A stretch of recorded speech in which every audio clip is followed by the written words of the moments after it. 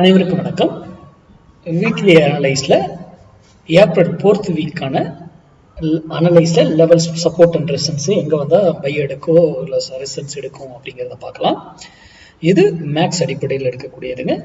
Edging இல்லாமல் இந்த trade பண்ணாதீங்க. பண்ணலாம் எட்ஜிங் இல்லாமல்னா அந்த லாஸை அப்செட் பண்ணுறதுன்னா தாராளமாக நீங்கள் எட்ஜிங் இல்லாமல் ட்ரேட் எடுக்கலாம், நோ ப்ராப்ளம். ஓகேங்களா? அதே போல் இயர்லி வியூ என்னன்றதை வீடியோ போட்டிருக்கேன், ஆல்ரெடி பார்த்துக்கோங்க. இயர்லி வீக்கு நான் இன்னொரு வீடியோ என்ன அப்லோட் பண்ணுறேன். ஆல்ரெடி நம்ம தான் இதுலேயும் ஃபஸ்ட்டு போட்டிருந்தோம் இயர்லி இது எங்கே வந்தால் என்ன நடக்குன்றது. இப்போ அடுத்த அப்டேஷன் இன்னொரு வீடியோவும் நான் போடுறேங்க.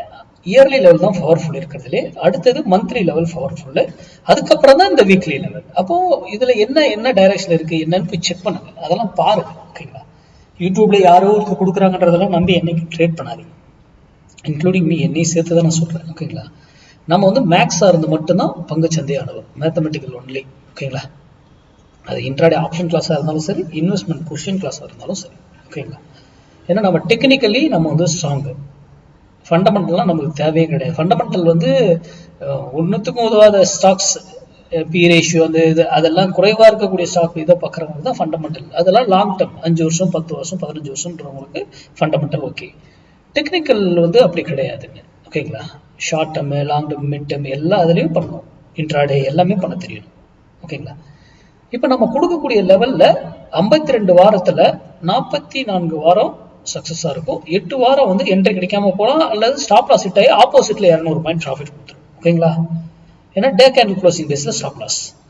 சரி, இந்த வீக்கு இங்கே இருக்கு மார்க்கெட்டு 23,518 வந்தால் சப்போர்ட், அங்கே வந்தால் பை எடுக்கிறதுக்கான வாய்ப்புகள் அதிகம். அதுக்கு stop loss 23,408 day candle closing பேஸில். அதே ரெசிஸ்டன்ஸ் 24,192 வந்தால் ரெசிஸ்டன்ஸ், அங்கேருந்து செல் ஆகிறதுக்கான வாய்ப்புகள் அதிகம். 24,282 stop loss, day candle closing பேஸில் ஸ்டாப் லாஸ். அப்போ அந்த இடம் புள்ளிகள் வரும்பொழுது ஏன் அது நடக்குது? அங்கே நீங்கள் என்ன டெக்னிக்கல், நீங்கள் ப்ரைஸ் ஆக்ஷன் பார்க்கலாம், ஓப்பன் இன்ட்ரெஸ்ட் பார்க்கலாம், இல்லை ட்ரெண்ட் லைன்ஸ் பார்க்கலாம், இல்லை சில பேர் கேண்டில்ஸ் என்ன மெத்தட் பார்க்கறோமோ அங்கே அதுக்கான சிக்னல் கொடுத்தா அதை எடுத்து பயன்படுத்துங்க. இதனுடைய ரூல் மேக்ஸ், அங்கே வந்தால் செல்லு ஸ்டாப் லாஸ், அவ்வளோதான் ரூலு. அதுலமா இதுவே கிடையாது. இது பொசிஷனில் ஒன் ஆஃப் தி மெத்தட் தான். அனதர் மெத்தட் இருக்கு, அது வேற.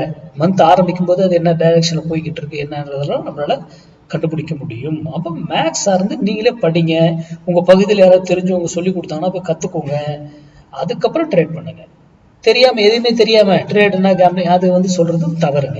மார்க்கெட்டுங்கிறது மேக்ஸ் படி தான் அது. நன்றி, வணக்கம், வாழ்க வளமுடன்.